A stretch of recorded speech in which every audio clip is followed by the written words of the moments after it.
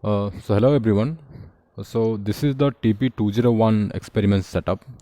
So this part, like the 201A part, that is a planar conduction experiment. So as you can imagine, here we are going to measure the conductivity of a intermediate section of this pillar. So as you know that there are like basically three modes of heat transfer, right? There is conduction, there is convection, and radiation. Radiation is going to be, you are going to perform the experiment in the next segment of this practical. Here we are just going to deal about conduction. So as you know, conduction is the major route of heat transfer in case of solids mostly. So and the conduction is basically the diffusion of heat through the vibration of the adjacent atoms. So in this experiment, this is basically is your setup. So this is the pillar or the through which you are going to measure the conductivity.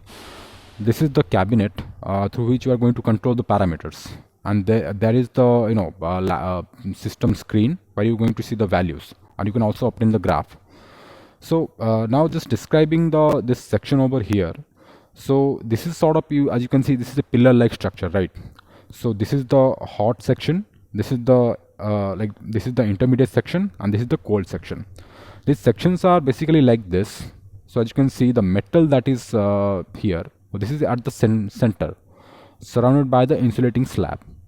And this metal for this pillar over here, we have this whole pillar is made up of brass mostly. Like this hot part and cold part is made up of brass, but this intermediate part, it can be brass, or you can change it this to aluminium, or you can change it to a brass of a different diameter also.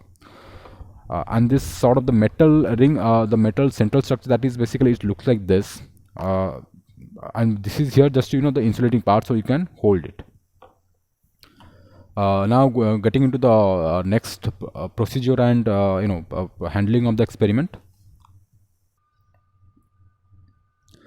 So now I'm going to dismantle this this pillar, so you can just see like what is inside.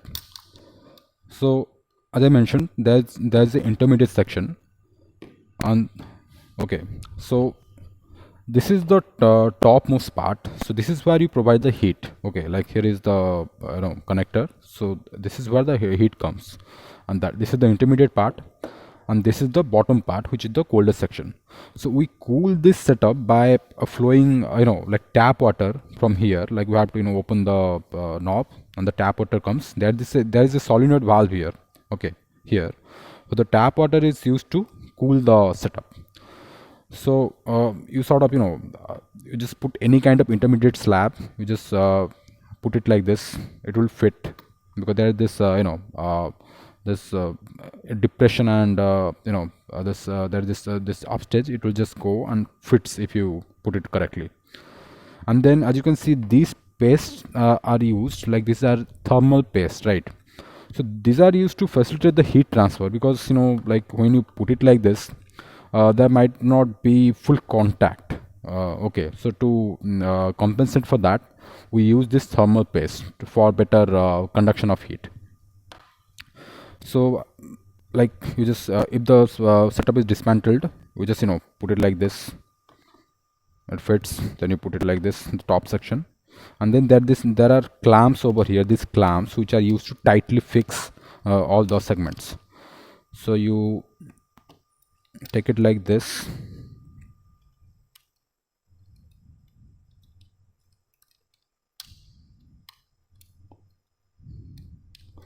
and it is tightly fit.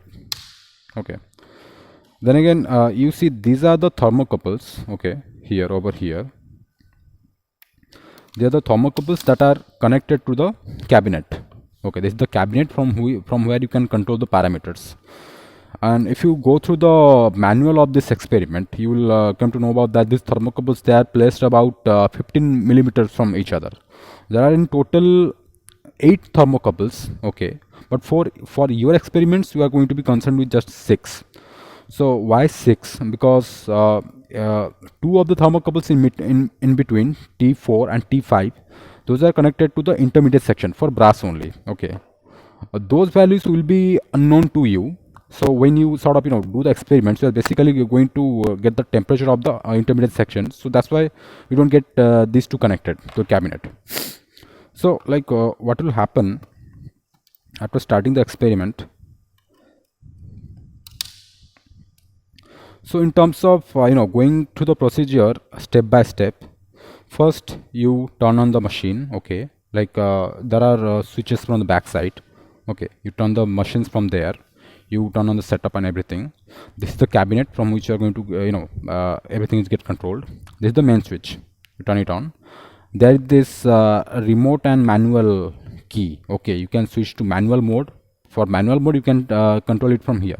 For remote mode, if you remote, you can control it from the system.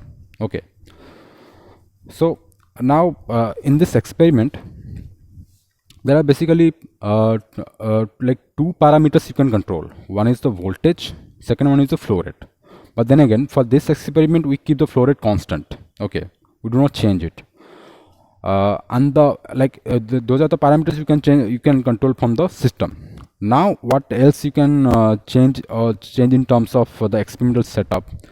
As I mentioned before, the intermediate slabs that we have here, they are of different metals.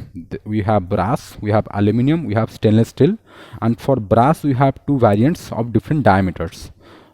In the manual of the practical, you can get that this diameter is around 25 millimeter, and from the smaller one for brass is 13 millimeter. So from so by changing the voltage, that voltage here means that how much heat you are providing, and changing the metal, you can have a number of variations of the experiments, right?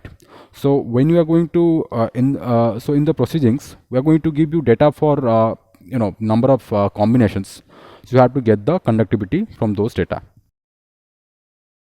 So this is like the monitor screen of the software that controls this experiment or this cabinet. So as you can see that you can change the voltage from here. Okay, like from this heater control. This is actually changed in terms of percentage. Percentage of 24 volt, that is the maximum capacity of this setup. Then with changing the voltage, you can also get the corresponding current over here. And like this is the power on. Okay, like if you after if you turn it on, the device it starts. This is the flow control for the water supply, right?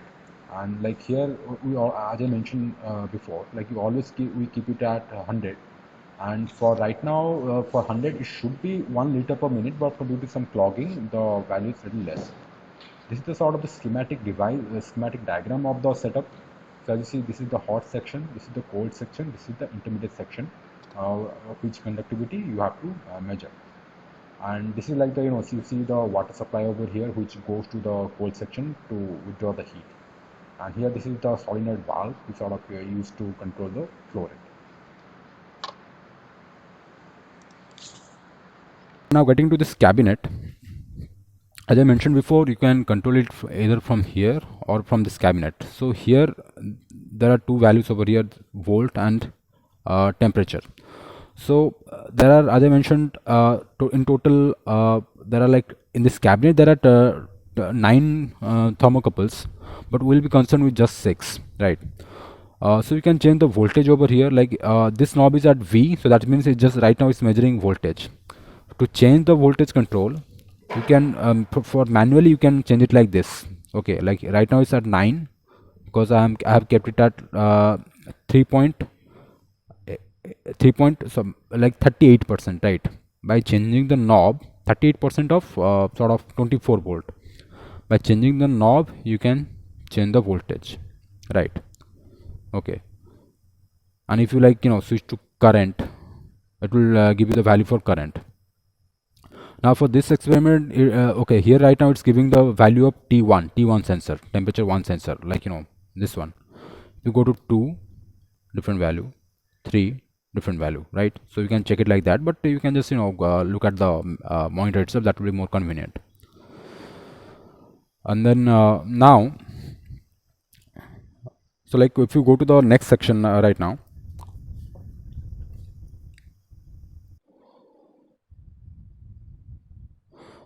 so now talking about the results and analysis. So like what we have to do that we are going to give you the data about the transient data of the thermocouples, right? So if you would have been here doing the experiment, so what we expect that you have to take notes of the temperature for each of the thermocouples of the thermal sensor till steady state is reached. In our experiment, we take data every 3 minutes for every thermocouples, and then we assume that steady state is reached when the temperature of T1, the thermocouple that is nearest to the heat generation module, that changes by less than 0.3 Celsius. It's not a hard and fast rule, but we assume that. Okay. So after reaching the steady state, you'll get your table, okay, for each cycle. That you have to do a plot, like time versus temperature for each thermocouple. Then after you reach the steady state, for the you have to take the thermocouple values of the steady state temperatures. Then you plot the temperature versus distance in terms of thermocouple distance, vertical distance. As I have mentioned before, the thermocouples are separated by a distance of 15 millimeter, right? By plotting that, like if you do it in Excel or graph itself, you can get a equation, and from this equation you can get the temperature of at a distance where this T hot and T cold. T hot and T cold means the junction of the intermediate section with the hot section and the cold section. You have to get the values, those temperature values, and then if you put that temperature values in the Fourier equation, if you know the Fourier equation, that will be your delta T, right? From delta, then if you have delta T, you have the Q, the heat provided, that is V into I over here. Then you also have the area, because those things will be given. From that you can get the conductivity. Okay. So then you have to do, let's say if you have done experiment for two cycles or for two different metals, you have to measure the conductivity like that. Then after measuring the conductivity, we have the defined conductivity for each metal, so you'll compare them with the theoretical value. You will see like how much accurate you are or how much error you are getting.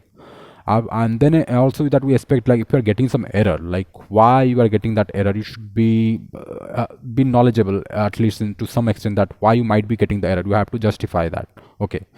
So it's like that. And if you have any other question, you can directly ask us, or any other doubt you can approach us regarding the experiment or the record making. Okay, thank you.